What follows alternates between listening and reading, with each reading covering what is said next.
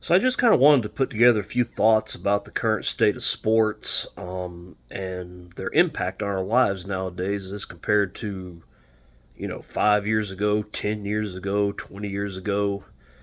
I don't have any particular idea how I want this video to go, as opposed to all my other videos where I kind of have an idea and then it just kind of goes where it goes when I start running my mouth.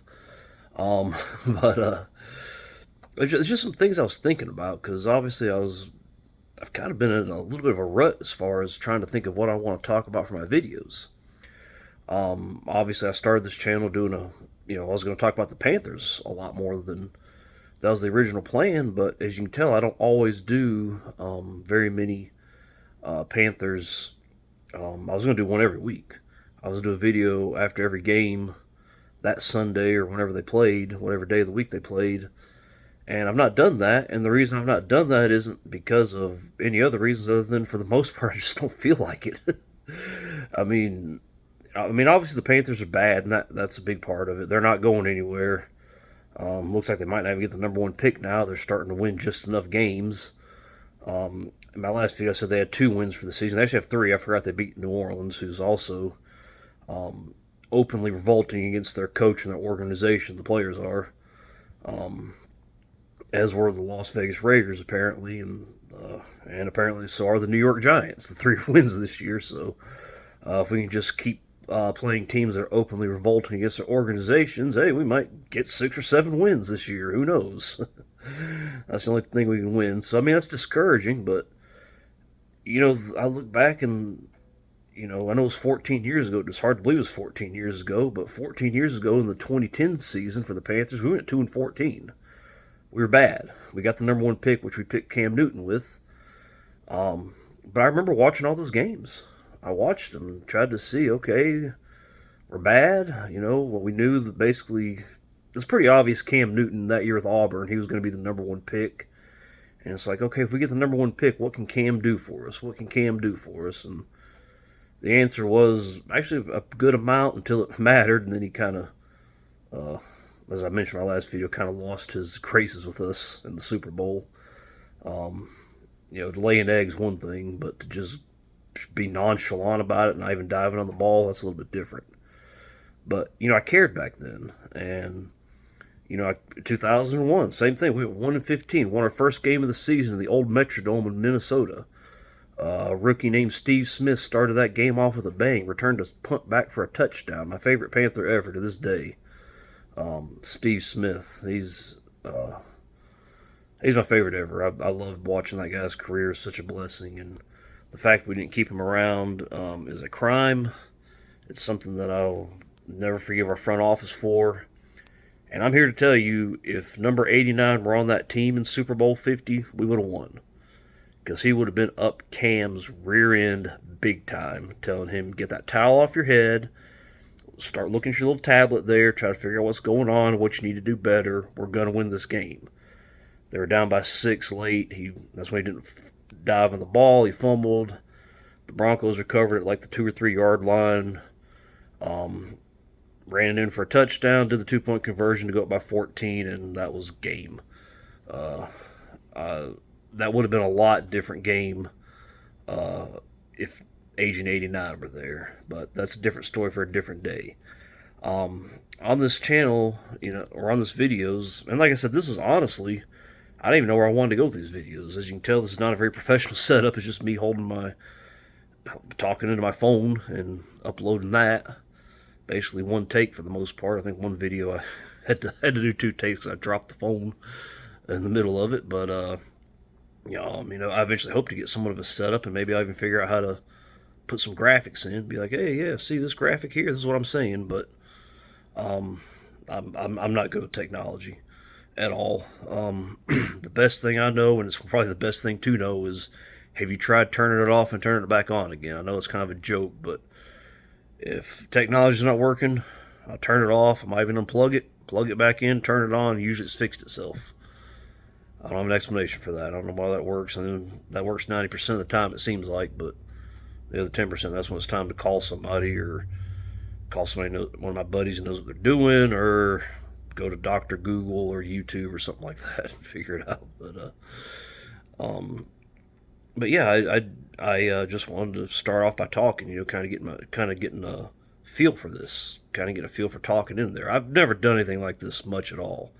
I've never been one to talk much. I've never been one to just kind of let all my thoughts out through my words. So that's why I say this is therapeutic. I've never really done this before. I've never really done a journal. I've wanted to. I've known that I've needed to kind of get them out, but now I'm doing it. So I just kind of talked about the things I wanted to talk about, and it turns out one of the things I want to talk about a lot is Caitlin Clark. And so many of my videos revolve around her and the WNBA. And I kind of had to sit back and think to myself, why is this? Why am I so fascinated by her and her personality and just kind of being turned off by everything else? And it just seems to me that, at the end of the day, sports is entertainment. And like I said, I don't want to disrespect the athletes. They put a lot of effort into keeping their bodies in wonderful shape, into applying their craft. They put a lot of work into what they do. And like I said, I'm not here to say, okay, they're just there to, dribble for us or throw a ball for us or anything like that. But at the end of the day, it's entertainment. And if I'm not entertained by it, we're not going to tune in. I'm not going to tune in. And that's what I was trying to think about. And again, I'm not going to talk about the political end of it, but it just seems like I look back at this election that just happened and all the celebrity endorsements that came out for Kamala, and it didn't work. And she had 7.1 million votes less than Joe Biden did in 2020, which for me personally just kind of reinforces my thoughts that those vote counts in 2020 were not in the up and up. But that's another story for another day. I'm not going to go there, but either way, you can't deny that the celebrity influence, the influence of entertainers, has really, really dropped. It used to be if you were in the entertainment industry or if you were a professional athlete, you were somebody. Even if you weren't that good, you were somebody. Remember Jesse Palmer? I mean, he was, I think he was the Bachelor, if I'm not mistaken. Career backup. I don't know if he's a starter in college or not. He might have been. I don't even know where he went to college, but just a kind of a nondescript NFL player who, because he was an NFL player and because I guess he was good looking, he's able to make a career out of that. But things have changed now. You look at the NFL, they're very stagnant.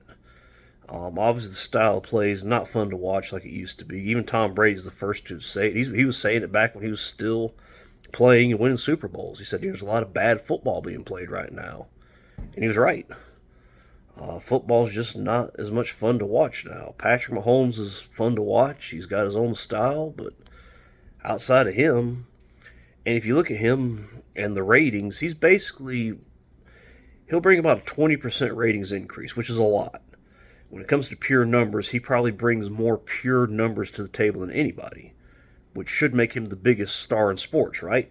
Well, not really, because at the end of the day, the NFL is a well-established juggernaut. It has been for a long, long time. Well, probably before even he was born. It was kind of getting there at the time I was born in the mid-'80s, early to mid-'80s, 1984. And, but, that's when they had, Elway, Marino, Joe Montana, my personal favorite, and Jim Kelly would join them, and that would kind of give way to the Troy Aikman and Steve Young and Brett Favre, which would give way to Peyton Manning and Tom Brady and Ben Roethlisberger, and so on and so forth. But like I said, the style of play now is it's not good. Now even if it's no matter who's playing, and that's the thing. It's just because the NFL is such an established juggernaut. I mean, yeah, Patrick Mahomes, he's worth quite a bit, but they'd still be getting about 80% of their audience without him.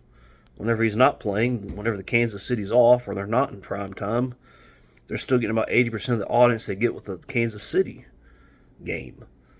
And which is still, like I said, quite a bit, So whether it's Patrick Mahomes, Lamar Jackson, Josh Allen, the former shell of the quarterback that used to be Aaron Rodgers. he's like NASCAR. He's not just a shell of his former self. He was in his last years in Green Bay. He's a shell of his former self now. And but yeah, I mean, football has not been fun. The NBA, forget about it. It's not been fun for a long, long time. The last time I remember being really excited about watching the NBA was really Kobe before his Achilles injury. I loved watching him compete. After he injured his Achilles and came back, you could tell that the combination of age, he was in his upper 30s at the time. Other injuries. I know he'd been having knee issues for a long time and had to go get, I think, plasma therapy in Germany because I don't think it was legal here yet, or maybe it's still not legal, or maybe it was always legal. Maybe they just do it better in Germany. I don't know. I don't know the everything behind that. I'm not gonna pretend like I know. Um, but yeah, once he came back and it became apparent that he just, even though he still had that competitive drive, he just wasn't the Kobe that we knew, and there was nobody else out there. When Michael Jordan came back with the Wizards, it was, I mean, he was still fun to watch. He still had the competitive drive, but he wasn't the same. But they still had a lot of other players out there like Kobe that made it fun to watch the NBA. They had Vince Carter and just a lot of people, and it just it was fun. But now it's just not. LeBron, I've just never cared for him. I've a lot of respect for his ability and the way he has owned his craft, honed his craft. I know I feel like at times that he's kind of relied more on his athleticism than he has on actual skill and actually, creating, going to the lab and figuring stuff out. But I guess when you have his athleticism, you don't have to. And for that reason, I've just never really cared for. To me, LeBron was never appointment TV, other than the fact just to watch greatness. But even then, he's not as great as he made himself out to be. He's him and his folks at Clutch Sports. They made it all about the GOAT debate. It's either Michael or LeBron, or it's Michael LeBron. And I'm like, no. I mean, to me, I have LeBron ninth all time. Even with all the records now and the longevity, because and that's not a diss. That's not disrespectful. He's one of the 9 best people ever to step on the basketball court. But they'll tell you I'm disrespecting him. I mean, yes, it's true. I've never cared for him personally, but of course, I don't even know if I so much blame him for that. It's just he's had all these enablers around him. Nobody's ever said, that's not a good idea. I mean, you go back to the decision in 2010. Was anybody saying, "Oh, that's not such a good idea"? No, because they're making so much money that there's nobody there to tell them, "Yeah, that's not a good idea." And it's just that's kind of the way it's gone. It's just kind of been a slow downhill run. We always like to look for that aha moment, that they jumped the shark moment. But even if you look at the actual jumping of the shark on the show Happy Days, as I'm sure you might know what I'm talking about. Happy Days has been kind of declining for a while, and they want to do something major to kind of shake it up. So they did Fonzie water skiing in his leather coat, jumping over a shark, which was horribly done, horribly executed, and basically killed the show. So now everybody wants to look for that aha jump the shark moment, but very rarely does it go from the highest of highs to gone. You can find some examples, but I mean it's something pretty extreme usually. And I just feel like for the NFL and the NBA and Major League Baseball, forget about it. We can go back to the strike of '94. That was some 30 years ago, if you can believe that. Hard to believe I still remember it. I was 10. They were going to play the World Series. Our Braves wouldn't get a chance to get their first World Series in Atlanta. I was devastated. They get it the next year, but I didn't know that at the time. But yeah, I mean, you can go on and on. But that's why Caitlin Clark is the biggest sports star in the world right now. Now her games average about a little over 1 to 1.5 million viewers per game. I think probably more people in the state of Missouri watch Patrick Mahomes than watch Caitlin Clark. Her high water mark was that championship game against South Carolina earlier this year, when she it feels like it was 50 years ago now if everything's happened. But I think she drew 19 million, which was the high water mark. And like I said, I mean, Kansas City will eclipse that multiple times in a season.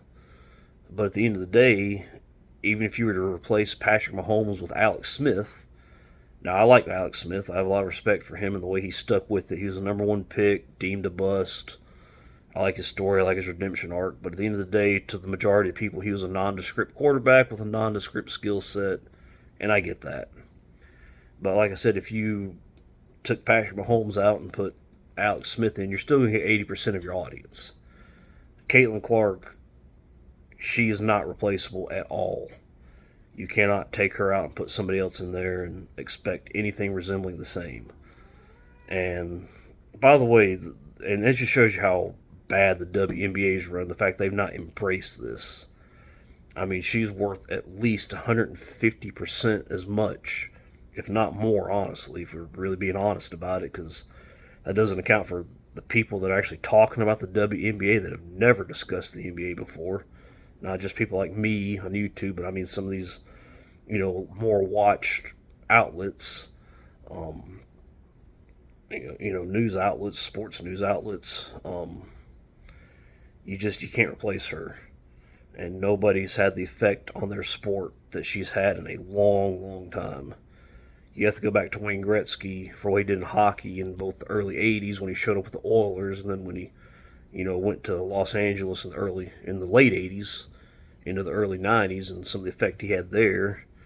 You have to go back really to him. That's all I can think of who just had that kind of effect on just bringing an entire sport into consciousness and just raising it up the way she has. And just a magnetic personality. She showed up for the Pro-Am at an LPGA event, hosted by Annika Sorenstam, one of the greatest women's golfer, if not the greatest women's golfer ever.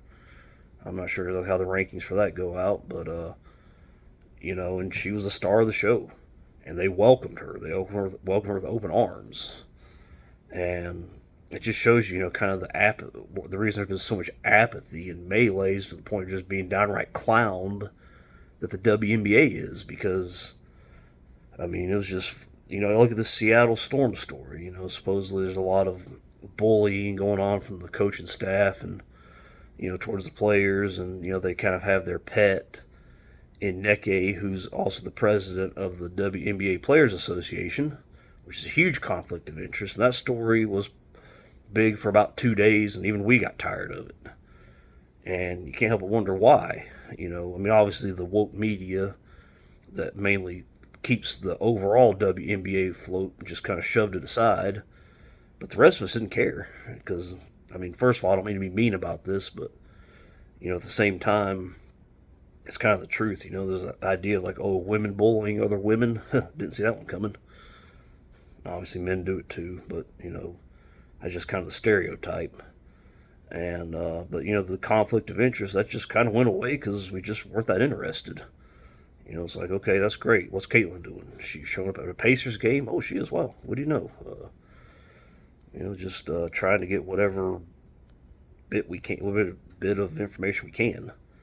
And so that's why, she's the biggest star in sports right now, because nobody is as irreplaceable as she is. Like I said, I have all respect for Patrick Mahomes and his personality and what he's done, but like I said, when you step into the well-established machine like that has embraced him and, promoted him instead of trying to drag him down every second, that's going to happen. And like I said, I'm not trying to diminish his impact at all. To have an impact on a machine like that shows a lot. But, like I said, Caitlin Clark, and that's why I've been making videos about her, because she is the most interesting one. And now we have, like I said, the media's tried to downplay that, tried to say Angel Reese was as big a reason for the increases. Caitlin, that's not the case at all. You take Angel Reese out of the equation, nothing changes. Absolutely nothing changes. Well, she doesn't get whacked. Caitlin doesn't get whacked across the head that one time, but other than that, nothing changes. There's a lot less hilarious missed layup mixtapes, but other than that, nothing changes. And now, we've got the future of the WNBA coming in. Paige Beckers and Juju Watkins. Paige Beckers at the University of Connecticut, UConn, and Juju Watkins out in USC, and they're trying to hype them as the next ones basically just to say that, it's not Caitlin Clark. Again, they're trying to diminish her. They're trying to say, Paige and Juju, they're going to be as big, but the ratings for women's college basketball have dropped badly this year from the last couple years when Caitlin was involved, and Paige and Juju have been playing for some pretty small audiences. Basically, pretty much empty, not completely empty arenas, but I mean arenas that are like a quarter full that Caitlin Clark would have never played in front of, and at least from 2022 to present. And it's one of those cases where they're being hurt. Their brands are being hurt because they've been hyped up as the next ones in line for this, and you get down to it, and they're not there. They don't pull in that kind of personality. They don't pull in that kind of interest and the way Caitlin Clark has, and so they're being damaged. That's again, the progressives, basically stepping on themselves, tripping over their own feet as usual. And I say progressives in quotes. I mean, look, we all want progress. Every single one of us does. There was a stat that Clay Travis brought up, which made me feel pretty proud, I gotta say. Again, sorry to talk about politics, but this election that just happened, when you look at the how people voted along racial lines, white, black, Latino, Asian. This was the least racially divisive election, which meaning that basically this has had the least amount of a chasm in between racial lines as far as how they voted, how each race voted. This is the closest as far as being all on the same page since I believe 1964, 60 years ago, when the civil rights movement was just heating up, when there's still the Jim Crow separation, couldn't drink out of the same water fountains. In movie theaters, the black people had to sit in the upper balcony. White and black people were legally not allowed to sit together in restaurants, on buses. Just a bad time. And this is the most united we've been, which makes me wonder again how important is sports now, because sports is built on conflict. Sports always been its best when there's conflict. And for better or worse, that's what's going on in the WNBA right now. There's conflict. There's Caitlin Clark and there's everybody else of public standing. They don't like her. They don't want her there. They want to diminish her. And they got all of us fans that are supporting the deal on the outside saying, no, we want her.